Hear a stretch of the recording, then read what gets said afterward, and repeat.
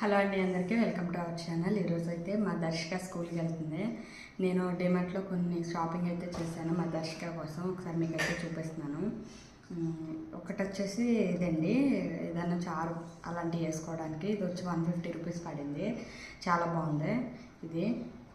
Next వచ్చేసి ఇది కూడా 100 రూపీస్ ఎంతో పడినట్టుంది, చాలా బాగుంది. టప్పర్ వేర్ లాగా.